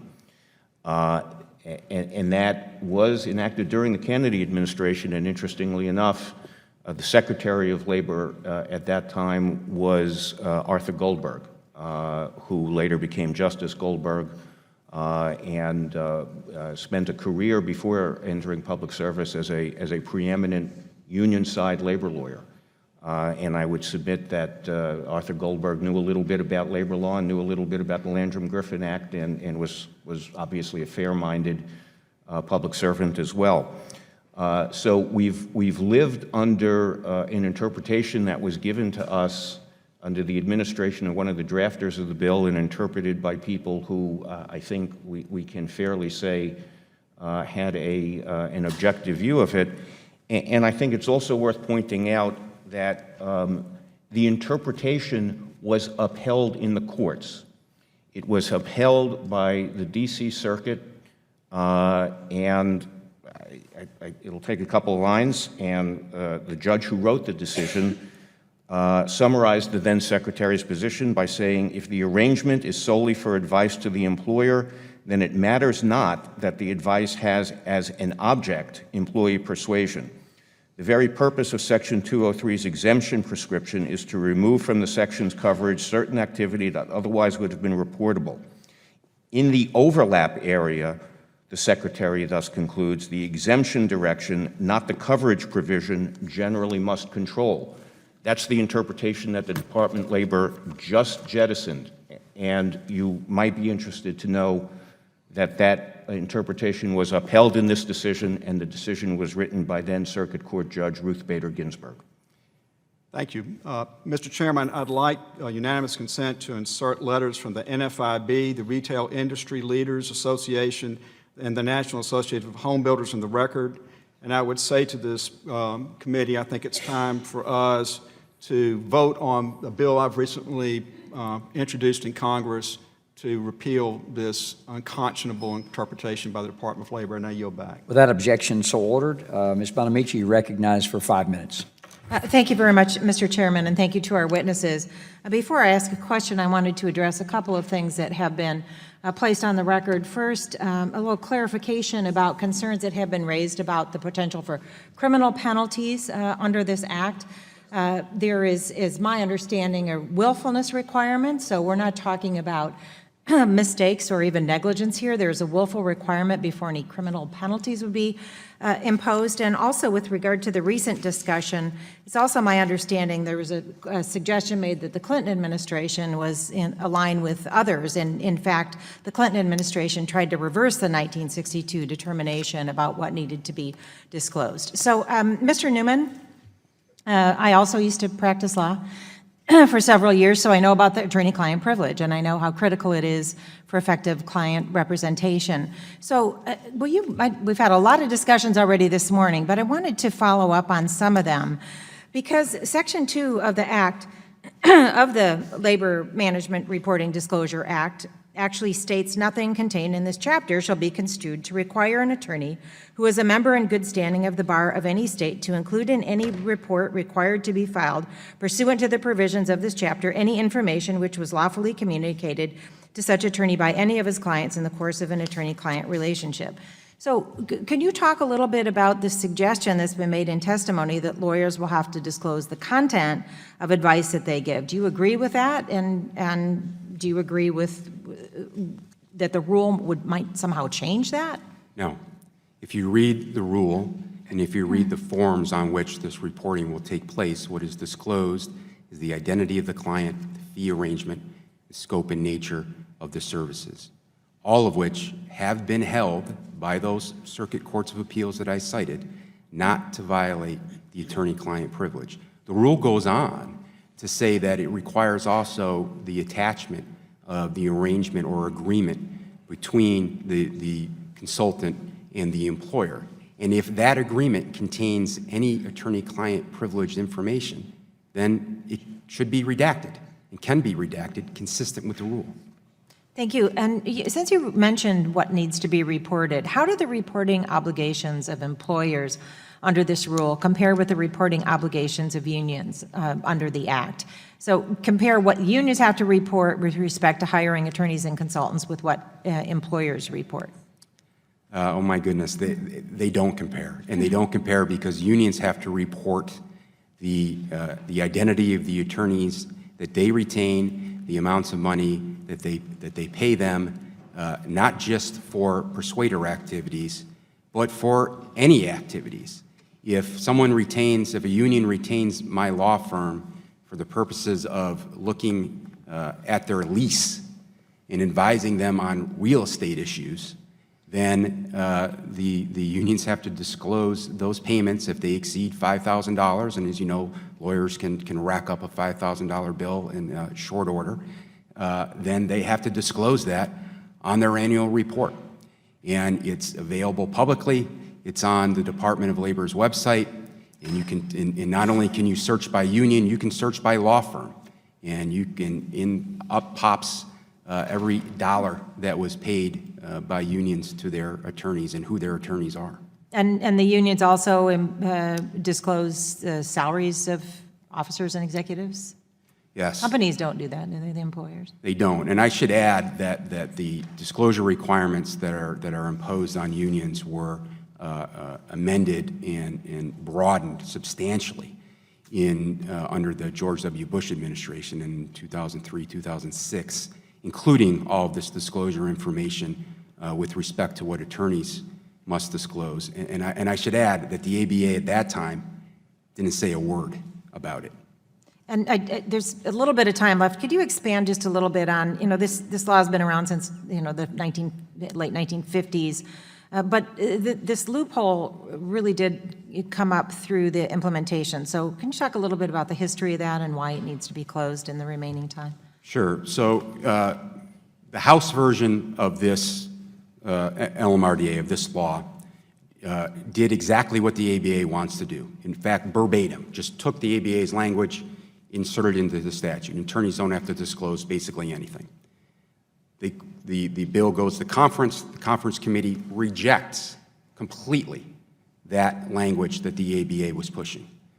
Fast forward to 1962, Representative Landrum, who was the House leader of the LMRDA, pushes it again with the Department of Labor with the ABA. If you read the 1962 letter that my learned colleague, Mr. Baumgarten, described, it references the fact that both the ABA and Representative Landrum were pushing that opinion. So in 1962, the Department of Labor takes the view that you only have to have direct face-to-face persuader activity to trigger a reporting requirement, and then the Clinton administration reversed that. Ladies, time has 2000. expired. Thank you, Mr. Chairman. Yield back.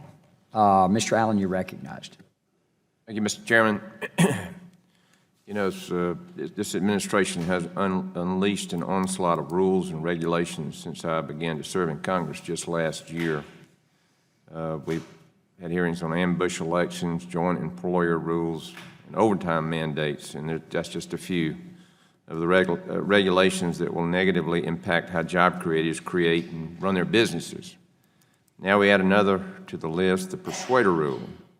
And I am frustrated with yet another example of regulatory overreach from this administration, meaning this one-size-fits-all, particularly with regard to my state.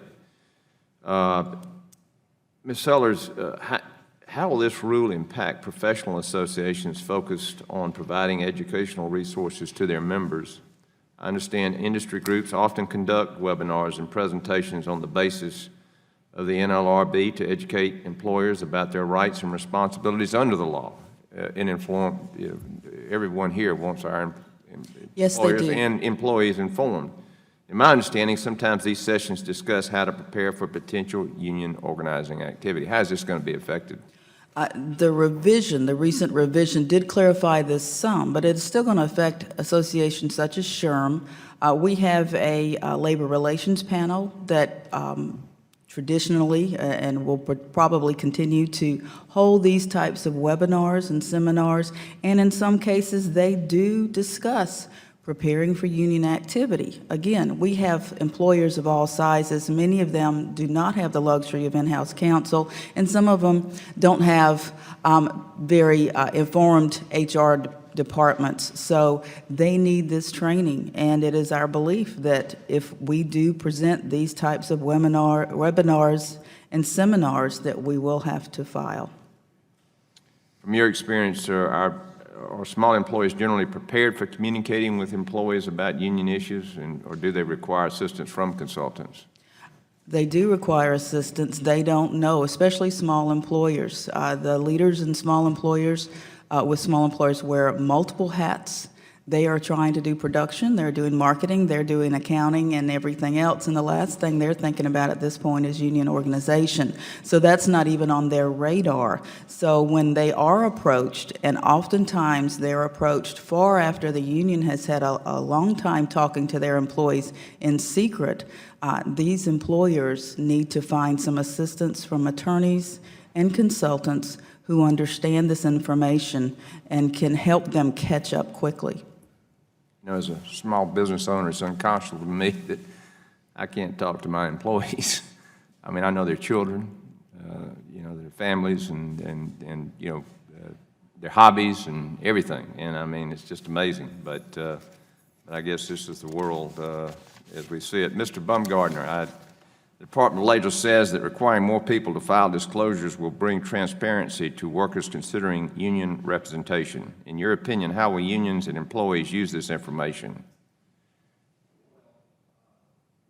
I'm afraid that what the Department of Labor has done is create an artificial need for something that really is beside the point. You know, 50 years ago or so, when the statute was enacted, something like close to 1 in 3 of American workers belonged to unions. When I started practicing law in 1983, that was down to about 20%. Today, in the private sector, it hovers between 6 and 7%. All told, it's about 11%, including the public sector. The law has not changed. It's the same law that was in effect, applied more or less the same way for the last 50 years. So my point is, don't blame it on the law. The economy has changed, and unions' messages have to change if they want to keep up, and they just haven't done that. I'm afraid that what the department has done is essentially, under the heading of talking about underreporting, has really deprived employers and employees of fundamental rights. Well, and that's what my argument is. I mean, all of a sudden I got to tell my employees, hey, don't come into my office. I have an open door office. I can't talk to you. I mean, how is it going to make them feel? Well, I think that's going to alienate them even further. And all of this is under the artifice of claiming that there was underreporting. If there was underreporting under the old rule, then the department should have enforced the old rule more vigorously instead of trying to change the rule, cast the net wider, capture more people within that net, and then characterize them in this, frankly, boogeyman fashion. Thank you, panel. I yield back. Gentleman's time has expired. Mr. Takano, you're recognized. Thank you, Mr. Chairman. It seems to me all this talk about under-reporting is a lot of mumbo-jumbo. It seems to me that the department's Persuader rule is about guaranteeing the intent of the Labor Management Reporting Disclosure Act, that the intent is met. Unions have long had to submit very detailed reports under the LMRDA, and it's correct that employers should know that the employees who are voting, they are the voters in this case. They're deciding the facts, the presentation of both sides here, both the arguments of the labor, arguments of management. It's right that employees should know all of the parties who are involved in this persuasion exercise when they're considering whether or not they're going to vote for union representation. Now, we've talked about this comparison of congressional candidates running for office, our reporting requirements. I'm required to report contributors and people involved in the campaign. And it seems to me that if I claimed attorney-client privilege as a way of trying to disguise who is contributing to me or who is advocating on my behalf or who I'm paying, I don't think the voters would accept that. I would say that voters would feel that they have a right to know. In a similar fashion, don't workers have a right to this transparency? Wouldn't they all benefit from wouldn't a more widely considered, all the facts being considered, be taken into account if employers were required to disclose who they're hiring as persuaders? Mr. Newman. Thank you for the question. Yes, I think that's obvious. I think transparent is good. I think the more information that employees have before they decide whether to choose representation, the better. So this idea that, so we're trying to draw a distinction between persuaders, people who are hired specifically to persuade the workers one way or the other on whether or not to vote for union representation from legal advice which is protected. Can we hone in on that? What is that distinction? Again, if I draw up the playbook, if I design the plays, if I script a message, and I carry that out through supervisors, that's not advice. That's persuasion. And if you're being paid to do that, that has to be disclosed. That's simply, and how much you're being paid, how much is being spent on that, right? Yeah, who retained you and how much is being paid, so that employees can know that information when they make a very important choice.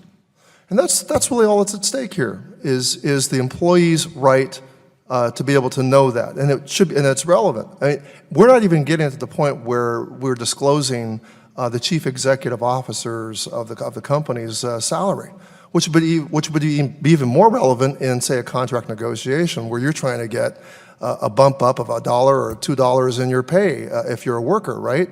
I mean, and if the company is saying we can't afford to give you that raise, we're not even saying you have a right to know what the chief executive officer is making. All we're saying here is, worker, you have a right to know when the company is hiring somebody to try and spin you or persuade you or try to dissuade you or to counteract what the union is saying. And we're saying that you can't do, not that you can't do that, but you just have a right to know how much money the company is spending on doing that. Is that right? That's right. And let me add that union busters, in my experience, are not shy and always use the reports that the unions have to file to try to engage in persuader activity. And to that point, and I've mentioned the legislative history, let me quote the Senate report on the LMRDA, authored by then Senator John F. Kennedy. It said this: if unions are required to report all their expenditures, including expenses and organizing campaigns, reports should be required from employers who carry on or engage such persons to carry on various types of activity, often surreptitious, designed to interfere with the free choice of bargaining representatives by employees. So Senator Kennedy's been invoked to make the argument for the other side, but it's clear what his intent is, that even surreptitious activity, indirect activity, should be covered by this law. So the intent of the law has not been really reflected by the regulations. Up until now. Up until now. And in 2000. Up until now, and up until Yeah, 2000, we're trying to correct that loophole now. Correct. Thank you. Thank you, gentlemen, for yielding. Mr. Grothman, you're recognized for 5 minutes. Thank you. We're going to start with Mr. Baumgartner here. Baumgartner, under the final rule, the employer will have to report if the advice it receives was given with the intent to persuade. Now, I can imagine talking to a consultant, and that could be a vague standard. But I want you to comment, is that a hard standard, or is one of these things where there's a gray area of the law and you don't know whether you're breaking the law or not? This is a prime example of poorly drafted rules that leave everybody scratching their head, everybody in the real world, which is where I function, trying to scratch their head as to what it really means. And there are criminal penalties, and it doesn't make anybody feel much better about it that it has to be willful, because God help any of us if we have to defend a claim claiming that we made an error, but it was not a willful error. What's the penalty? The penalties are criminal penalties. I know what, you know what it is? Imprisonment. In prison? How long in prison? I'm not You're not sure. Anybody else know how long? But I can tell you that even 1 day is too long for me. Imprisonment. So, okay. Now, how does the employer know about this law here? Well, the employer has to be advised by its legal counsel. If the employer doesn't have legal counsel, but simply hires a consultant who's a labor relations advisor but not counsel, they may not ever know about it. This is one of the major problems we have in this country, in my mind. I mean, you go into business, whatever that business is, service industry, manufacturing, whatever, and it's hard enough to know your business, how to make your customers happy, and then you have all these peripheral laws out here. So there's no guarantee that the employer is even going to know that this law exists. You know, one of the problems with this law is it's very, very sweeping. Under the new LM10 and new LM20, there are, 13 boxes to have to fill out. And if you engage somebody to help you draft, revise, or provide a personnel policy, you might have to report if it's intended to persuade. How do we know if it's going to be intended to persuade? The Department of Labor will ultimately tell us whether that was the intent or not, because all they have said is they will look at all of the facts and circumstances. So as an attorney talking to a client, if a client comes to you and says, we want you to help us draft a personnel policy, well, that's okay. I can help you draft a personnel policy. I can begin to draft it. Tell me what you're trying to achieve. Well, we want to achieve competitive, state-of-the-art policies that will help us recruit and retain effective employees and compete in a very competitive marketplace. I can do that. I can start to do that. What else would you start? What else would be your objectives? We want to remain a union-free workplace because we have the right to do that, and we don't think that, whoa, now we have to stop. Whether we started the project or not started the project, whether I've got one person at a client, the general counsel, who has one objective, and I've got a senior vice president of human resources who has a different objective. It's simply too vague to be able to have any confidence that you're complying with it. So you're a lawyer, right, Mr. Baumgartner? That's why you're here today? Yes. Kind of.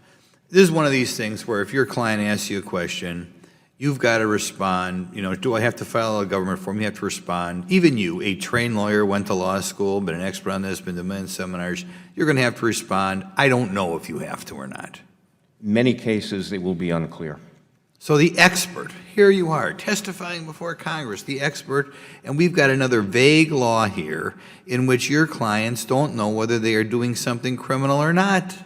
Is that true? And it's for no demonstrable, appreciable reason. We had 50-plus years of a bright line rule that worked well and that everybody could apply.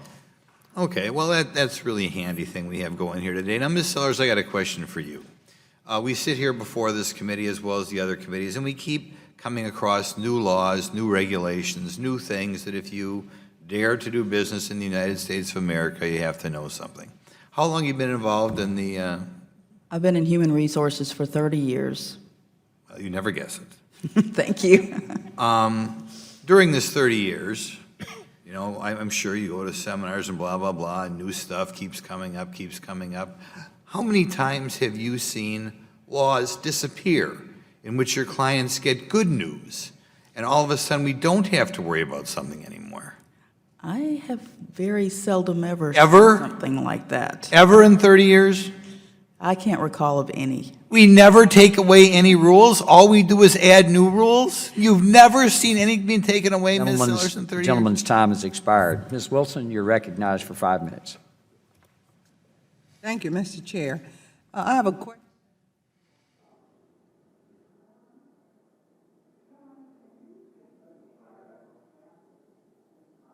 Federal law.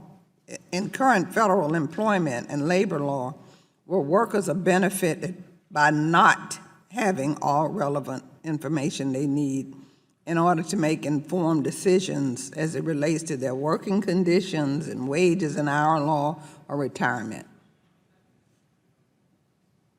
Been doing this for 22 years, and I cannot. If not, what credence do you give to arguments that workers should not have information needed to make decisions regarding their collective bargaining and unionizing rights? What credence can you give to those arguments? I don't give any credence to it. I think, as I said, the idea and the title of this hearing, the idea that the Persuader rule is an attack on employee-free choice is bizarre, to put it diplomatically. You state in your testimony that in your practical experience, in most union campaigns, the evidence of the use of anti-union consultants is overwhelming. What are these signs? Signs are, it doesn't matter the size of the employer, doesn't matter the industry in which the employer operates, it doesn't matter the part of the country in which the employer operates. The messages are the same, the manner of their delivery is the same, and there are scripted messages, there are handbills and leaflets that are drafted. Sometimes they're identical. I'll see the identical handbill in one campaign, in one industry, in one part of the country that's used in a different industry in a different part of the country. The messaging is exactly the same. The theme of the campaign is exactly the same. The union's a third-party outsider. We're one big happy family. Reject that outsider. So to the extent that a variety of different employers of all sizes in all varieties of industries can themselves come up with the exact same campaign materials, I think is impossible. And I think the academic studies of this support that. Up to 87% of cases, employers retain union-busting consultants. Do you think that the average worker working today has the knowledge or experience needed to detect these signs and recognize the true source of communications? They don't. I mean, most employees give their employers and their supervisors the benefit of the doubt. And when their supervisors are telling them something that is, they claim is their opinion and their message, they're going to believe it, unless they're able to understand through disclosure that that supervisor's message is not the message from the supervisor, it's a message from a union buster. What is the dividing line between labor and consultants or attorneys giving advice and engaging in persuader activity? Are attorneys who presumably keep very detailed records of their time spent and routinely make other determinations about the character of their communication able to easily identify whether they are engaging in reportable persuader advice? Yeah, so let me say something that I say to my children often, which is saying something over and over doesn't make it true. Saying that legal advice is reportable under this rule is just not true. The Department of Labor is very clear about this, and let me quote the rule. An attorney or consultant does not need to report when he counsels a business about its plans to undertake a particular action or course of action, advises the business about its legal vulnerabilities and how to minimize those vulnerabilities, identifies unsettled areas of the law, and represents the business in any disputes and negotiations that may arise. That's legal advice. It's not reportable. So the rule gives examples or instructions in this regard? Detailed examples. Detail. That's great. Does the order of disclosures, the Form LM-20, filed by consultants, and the Form LM-10, filed by employers, in any way aid employers in complying with disclosure requirements? Can employers use information filed by consultants to file their disclosures? Can employers use information filed by consultants? They can. I mean, they can certainly look at the consultant's report to see whether the consultant has deemed its activities reportable, which would trigger a reporting requirement from the employer. The employers often don't use the consultant's reports, they use the union's reports, and the consultants use the union reports to persuade employees. Is it any way? Ladies' time has expired. Mr. Carter, you're now recognized for 5 minutes. Thank you, Mr. Chairman, and thank all of you for being here today. We appreciate this very much. Ms. Sellers, I want to start with you. As I understand that you're a human resources professional, and certainly you've had a lot of experience in this type of thing and this kind of work, and particularly in the compliance area. Earlier during your testimony, you mentioned the fact that you work primarily with small businesses and Right. Under 100 employees. 50% of my clients have 100 employees or less, and I think 34% have 50 employees or less. I was formerly a small business owner. Now my wife's a small business owner. So, but I'm from a right-to-work state. I'm from Georgia, and we're a right-to-work state. And of course, we're very concerned about. We've had tremendous amount of job growth, and that's good, and that's what we wanted to do, that's what we've intended to do. But I'm particularly concerned about what this is going to do to small businesses. Can you give me an idea of the impact that this could have on small businesses? Because of the vagueness of certain areas of this rule, I think that we are either going to I'm a small business owner as well, we are all going to over-report or just back away from the topic completely. Over-reporting will result in a great deal of time and effort. It may take 60 minutes to review the form, but if I have to go through each of the services that I provided each of my clients, and I must admit that it's usually different things every day to determine whether or not this could possibly be considered persuader or offering advice in the event of some sort of union organization, many times after the fact without my even knowledge, I would either over-report or I would just make sure that all employers knew we were not to discuss employee organization, and I could not share with them the rules, because even if I just go by the rules with TIPS, not to threaten, interrogate, and so forth, someone's going to say, well, what can I do? When I start telling them what they can do, now I'm offering that advice, and I would then be under the indirect persuader rule. And I would suspect that the opposite could be true, and that is that some small businesses, in fact, a lot of small businesses, just instead of over-reporting, they're not going to be able to report at all. And absolutely, they're going to shy away, and because they don't want their name on the form. Right. Okay, so that's the impact it's going to have on businesses. What about the employees? What about, can you see it having an impact on the employees? Because, like most small business owners, my employees, and they are my family, and I want to make sure they're okay too. Well, I believe that if we start shying away from, we can't say this and that in employer training and supervisory training, I think a lot of these supervisors are just going to back away, because we're still at risk, even if I change my outlines and my training, we're still at risk for the attendee asking a question that will then turn into advice. So I'm afraid that a lot of employers will turn away from having any of that type of training for their supervisors. We really firmly believe at SHRM that supervisors should be trained well. That will lead to employee engagement and successful companies. So the employees will be directly affected because they won't have as effective supervisors as they could. Right. One last thing, and this is for you, Mr. Baumgarten. You're obviously got quite a bit of an extensive background in labor law, and you obviously that's where your expertise is.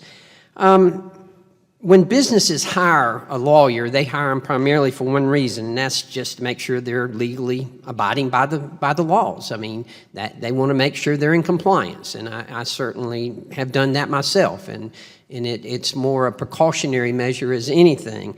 The direct contact test that was established in 1962 and has been in place since then. This is, can you explain that to me a little bit, just to make sure I understand it correctly? The issue that was unearthed during the McClellan hearings, and the fundamental issue that was addressed in the Landrum-Griffin Act, were these middlemen who were acting on their own or through other third parties in ways that were coercive, involved corruption, or otherwise were in the shadows.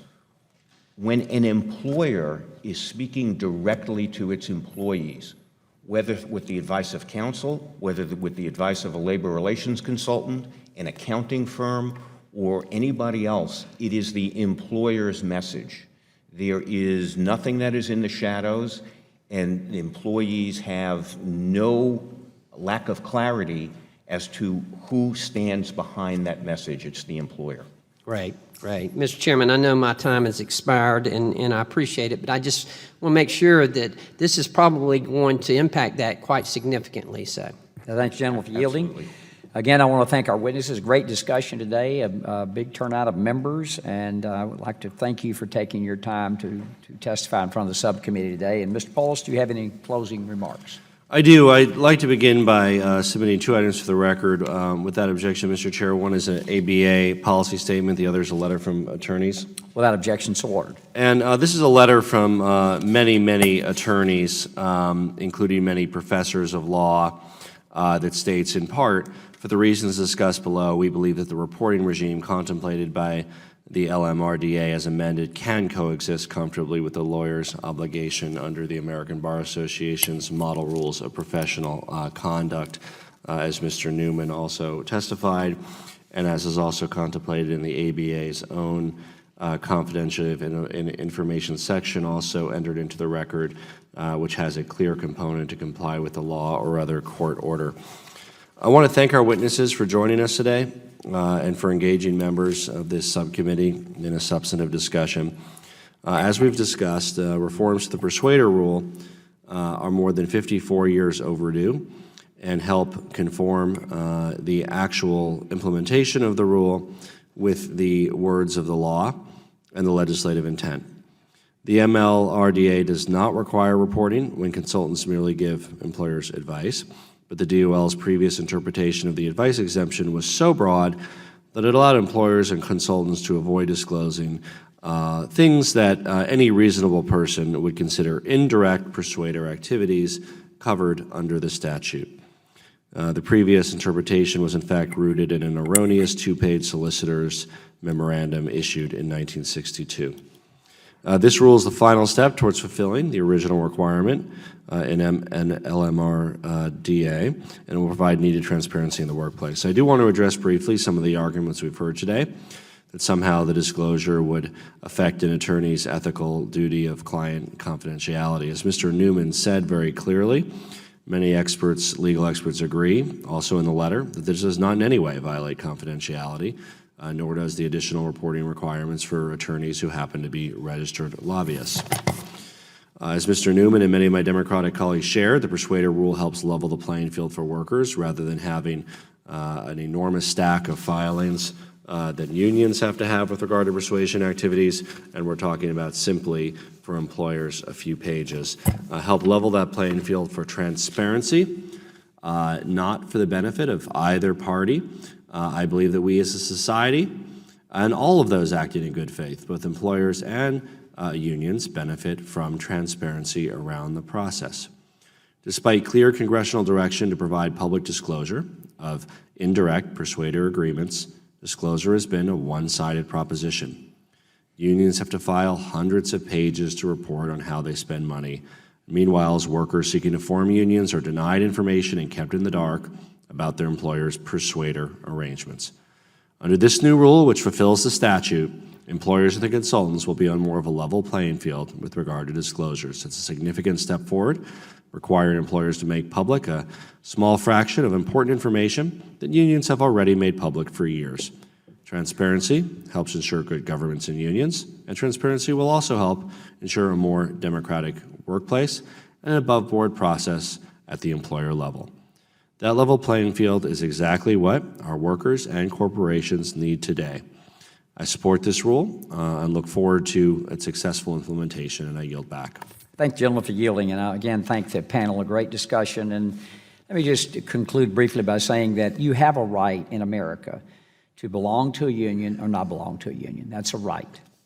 And I grew up in a union household. My father was a member of the union. So I understand and realize what that union membership entailed during the time I was a kid growing up. As a small business owner, which I was until I got here, the most valuable asset that we have in small business are our employees. There's no question about it. Certainly in a service industry like I was in a medical practice, by far the most invaluable. And as Mr. Allen said, many of these employees are like family members to us, and not to be able to speak to them in any way seems to me antithetical to what we are as a country. What has happened through 9 administrations, I just count them off in my head, this didn't seem to be a problem through 9 administrations until this administration came along. And so what has happened in the labor market? What's happened in the NLRB since the 7 years I've been here? We've seen the push to have card check, not a secret ballot.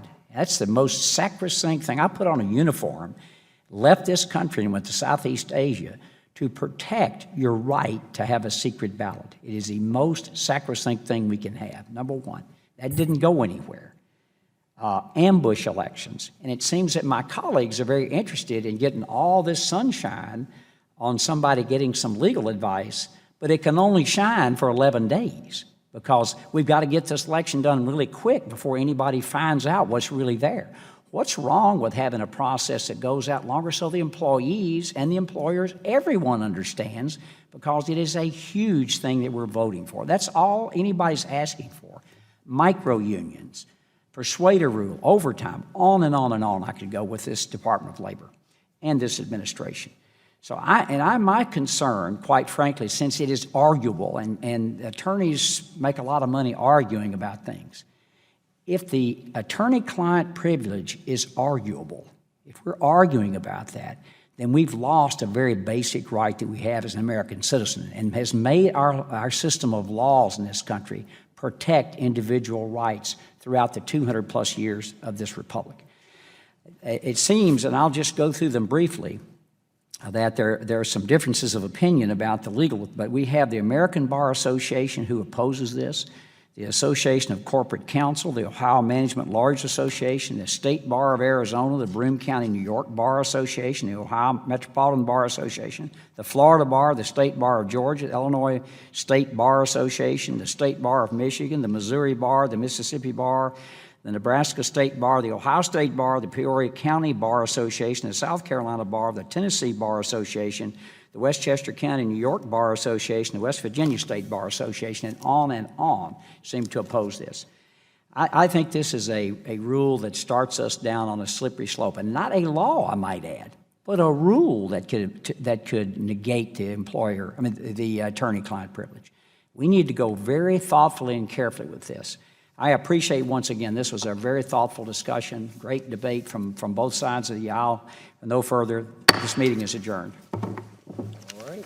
Thank you, sir. Well done. I think I told our staffs we're trying to get together soon.